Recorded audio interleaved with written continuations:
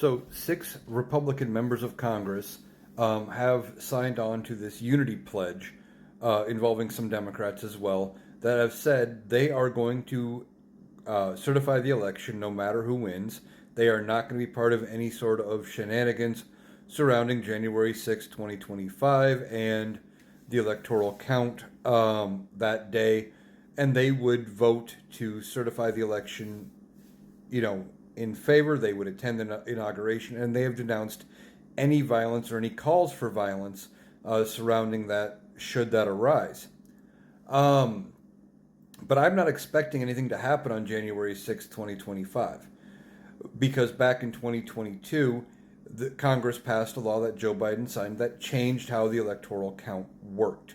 Now, if there is violence, that may be different, but under the old law, it took one senator, one member of the House to object to votes from any state, and if they objected, they had to go back to each chamber. The House had to vote on it, the Senate had to vote on it, and if they didn't, basically whether they would accept them or not, it became a whole thing.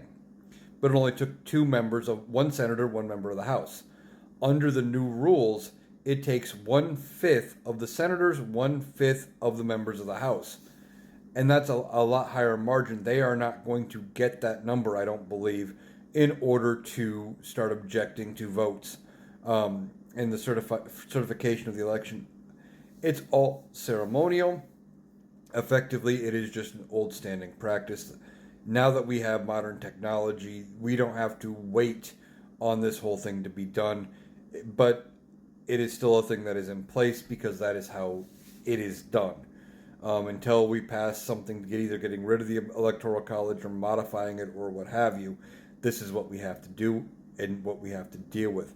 But I don't expect there to be as big of an effort from one party to try to undermine the certification as there was in 2021, when it only took one member of each house, and they kind of worked together and said, yeah, you help me with this state, I'll help you with that state, and they were objecting to states left and right.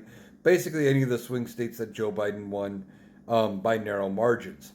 So I'm not expecting anything really to come out of it, but it's interesting that at least some Republicans are saying we're not going through that again, and I think that number is going to grow. And something else to consider with this, they certify the vote on January 6th. The new Congress gets sworn in on January 3rd. So there are some sitting members of Congress who could not, or who may not be members of Congress after the election in time to be there for the certification on January 6th that are there now. Also, with the new Congress coming in on January 3rd, Speaker Mike Johnson probably won't be Speaker anymore, so people worried about him having some shenanigans there. He may not be the Speaker of the House either, so I'm just not expecting anything to happen. It's probably going to be rather routine and rather boring this time, like it should be.